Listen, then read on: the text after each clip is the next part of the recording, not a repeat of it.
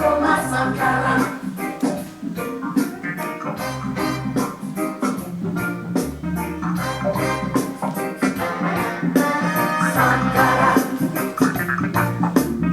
Sankara. Ooh la la la la la. Sankara.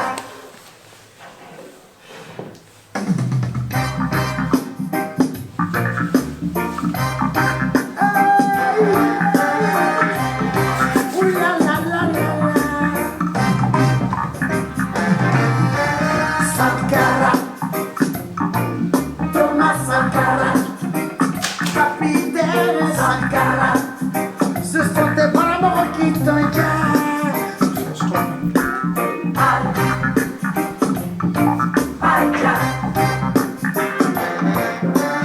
Sankara, Thomas Sankara, capitaine Sankara, ce sont tes bras qui t'engagent. Un coup d'état entraîne toujours d'autres coups d'état. Et les frères d'armes, tôt ou tard, deviennent ennemis. Et ça, je vous l'avais déjà dit.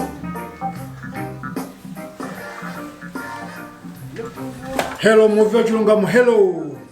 Hello, Muvi Wachilungamo, hello. Fellow Malawians. On the background, if you listen carefully, you hear a song, Thomas Sankara.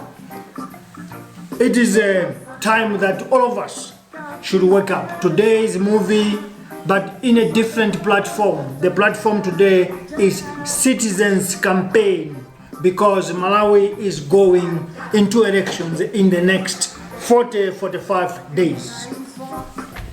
We decided that as Muvi Wachilungamo, we should also take the message of the people to those that are going to be our leaders in the next 45 or 47 days. This is a campaign of people telling you, those of you that are going to be in power, those that will be lucky to be given majority votes on the 2nd July or 23rd June. Muvi Wachilungamo has got eyes, has got legs, has got structures across Malawi and in the diaspora, where we talk to Malawians. We talk to Malawians and listen to them. And Muvi Wachilungamo, in our own think tank, had to find out what is it that can be done for you if you are to lead the better Malawi, for you if you are to lead a country into a better success. What are the objectives, or how can you read our manifesto as citizens? But before I start, because we know that the problems that Malawi is facing, it is the same problem that the entire continent is facing. Therefore, we are going to give you the greetings. The greetings we are going to give you a greetings from Thomas Jefferson, a president of the United States some time back. He said, and I quote,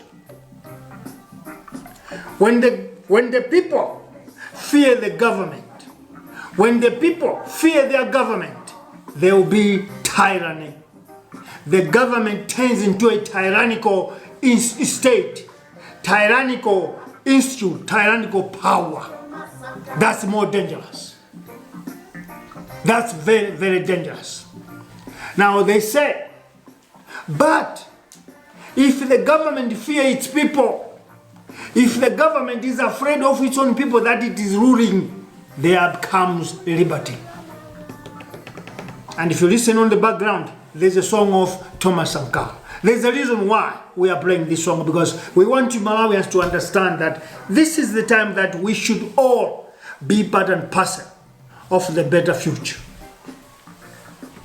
Now, that was the introduction with the quotation from Thomas Jefferson, but now I give you the introduction of Africa. Africans have one universal principle. All of us Africans, whether you are Namibian, you are Zambian, Malawian, you are Egyptian, you are Senegalese, you are Nigerian, South African, whoever you are, both Botswana or Lesotho or Swati or Mozambican, our principle is one. it's fundamental and it's universal that the world and the African leaders, together with their governments, must know one thing. Africans want dignity and recognition. I'll repeat. Africans need one thing, and it's universal, because this that we are looking for, African Americans in America, they need the same. African Aborigines in Australia, they will need the same. Africans in Africa here, we demand the same. What we need is universal one. We need dignity and recognition. Therefore, our skin must not address us of our dignity. Our culture, our color should not degrade us of our recognition. This is what I wanted to say to all of you. Now we'll put the music down so that we should listen to us today. There are bullets on this principle, the universal principle. There's a bullet. The bullet is like this.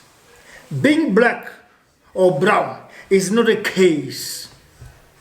I'm talking to you Africans. Being black or being brown in this color is not a case. Not at all. The difference between Europeans, Chinese and Africans must not be a barrier for us as Africans to have a dignity or recognition. That is what I wanted to say. Now we start with our campaign today. Let me give an introduction. What is it that we are campaigning? It is us people telling you. It is us people telling you, leaders, those that are aspiring to rule Malawi, what is it that we expect from you. And we want to free you, because in most cases, you are forced to lie to us because you think we expect to hear that. And you think when you lie to us, then we will be able to vote for you. Muvi Wachilungamo, on its citizens campaign platform, we want to give you freedom today. We want to tell you that we know that you are humans. We know that you are coming from Goliath. You are coming from Kasia.